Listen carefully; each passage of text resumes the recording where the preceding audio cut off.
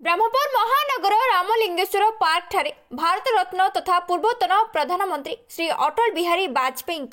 जन्मतिथि अवसर में पूर्णांग प्रतिमूर्तिर शुभ उन्मोचन कले भारतीय जनता पार्टी राज्य सभापति श्री मनमोहन सामल।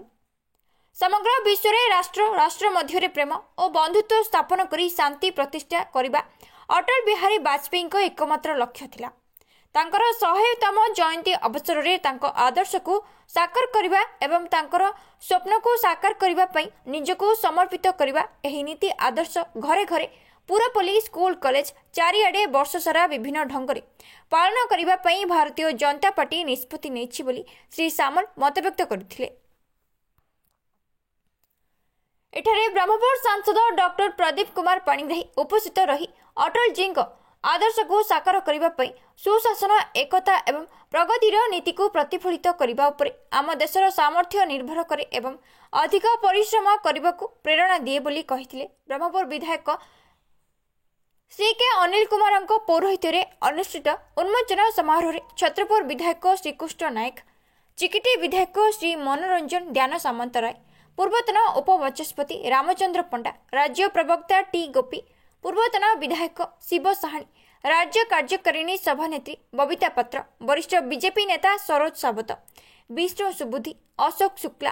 प्रदीप नायक, गौरी सामंतराय, मेयर प्रार्थिनी सबिता स्वर, बनमाली सेठी, प्रकाश नायडू, अमूल्य चौधरी, अहिंसा साहू, प्रवीर पात्र, पूर्वतन बीडीए अध्यक्ष शरद पट्टनायक, एडवोकेट प्रणव पट्टनायक, बालकृष्ण सामंतराय, प्रभात किरण षडंगी,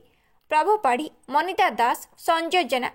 पतित गंतायत, सुनील पंडा, विक्रम पंडा, संदीप साहू, शुभम साहू, बुड्डू पात्र, विनोद सिंह, गोपाल रथ, राणा नायडू,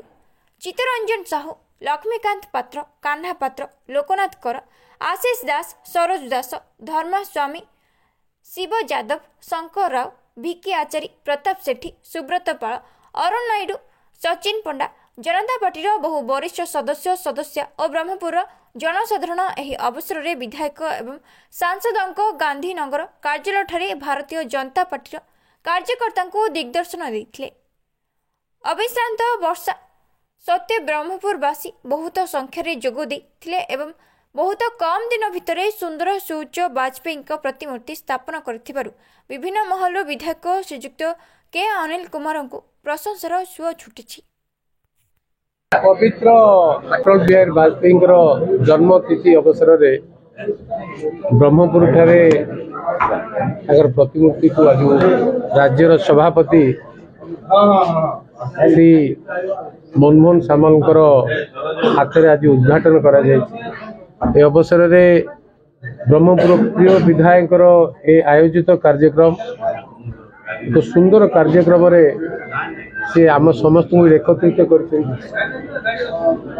चिकिटीर मान्यवर विधायक, छत्रपुर मान्यवर विधायक, आमर पूर्वतन उपवाचस्पति ब्रह्मपुर पूर्वतन विधायक साहानी बाबू, आम समस्त सीनियर लीडर्स आज समस्त उपस्थिति वाजपेयी को मन पकेवा वाजपेयी जन्मतिथि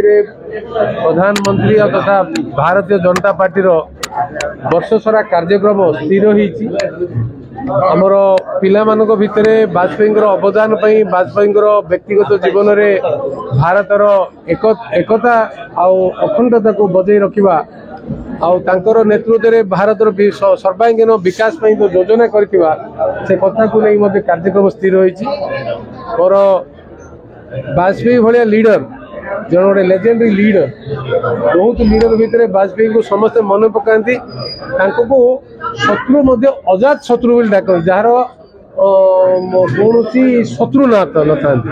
प्रधान एक्स प्रधानमंत्री मनमोहन सिंह बाबू को भीष्म पितामह कौन तो एमती जन व्यक्ति जन्मतिथि आम समस्ते सामिल होइछु। पार्टी आमर नेता थिले आज से पार्टी आम समस्ते अच्छु आशा करूँ वर्षटा वाजपेयी सबू कार्यक्रम सबू जिले में तथा गंजाम जिले में सुचारू रूपे पालन हम समस्ते सहयोग करेंगे आ वाजपेयी अवदान को मन रखा आमर मूल कर्तव्य रही। भारतीय जनता पार्टी ओडिशा रे पावर को आसला मो जितला मोर गोटे इच्छा थिला कि श्री अटल बिहारी वाजपेयी गोटे मूर्ति ब्रह्मपुर हो से दिन उद्यम करी आज जन्मदिन उपलक्षे श्री मनमोहन सामल राज्य सभापति डाकी आम से इनाग्रेसन कराइलु। मु बहुत बहुत धन्यवाद जन मनमोहन भाई को आम भारतीय जनता पार्टी ब्रह्मपुर कर्मी को आपण प्रेस बंधु समस्त को जहाँ वर्षा भी आप जो सहयोग कले से बहुत बहुत धन्यवाद जनाऊँ। रत्न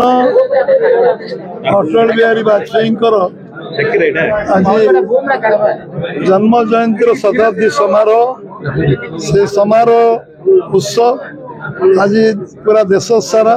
देशव्यापी पालन होची। केंद्र सरकार तरफ सब राज्य सरकार तरफ सुशासन दिवस पालन होची। आम युगजन्मा जड़े राजनीतिक एवं राष्ट्रनीतिज्ञ एवं जड़े आम समस्त प्रेरणार केन्द्रबिंदु कवि जो भाषा कहले सबू सांबादिकतार शिखर में पहुंचा भारत रत्न अटल बिहारी वाजपेयी को समस्ते श्रद्धांजलि अर्पण कर आज जन्म जयंती शतवार्षिक पूरा वर्ष सारा पालन करने भारत सरकार ओडिशा सरकार एवं भारतीय जनता पार्टी समस्ते नीतिगत भाव निष्पत्ति नहीं सारा समाज 140 कोटी देशवासी को जोड़ी जड़े सर्वमान्य नेता अटल बिहारी वाजपेयी आज ब्रह्मपुर जो भाव में स्थानीय विधायक स्थानीय सांसद प्रदीप पाणिग्राही अनिल जी कृष्ण भाई एवं मनु भाई समस्त उपस्थित आज सबू नेता कर्मी वर्षा प्रतिकूल पाग सत्वे प्रतिमूर्ति जो उन्मोचन है गोटे जीवंत प्रतिमूर्ति से राज्य तरफ ब्रह्मपुर मोर समस्त सहयोगी सहकर्मी सांसद विधायक एवं समस्त दायित्व थिबा कार्यकर्ता को मु अशेष धन्यवाद अर्पण करुच्ची। निश्चित भाव में से आम समस्त प्रेरणार केन्द्रबिंदु थिले उत्साह केन्द्रबिंदु थिले आम मार्गदर्शक थिले आ सबुदिन मार्गदर्शक रे से भली एक शतवार्षिक वर्ष सारा जो विभिन्न कार्यक्रम पालन हम आपण मैंने वर्षार कार्यक्रम खूब शीघ्र आपण आगे जन दिज्व सांबादिक संवाद संस्था को जन दिज्व कारण ये वर्ष सारा सबू पूरा कार्यक्रम गोटे चूड़ांत निष्पत्ति आम राष्ट्रीय सभापति नाडा जी एप्रुवाल कर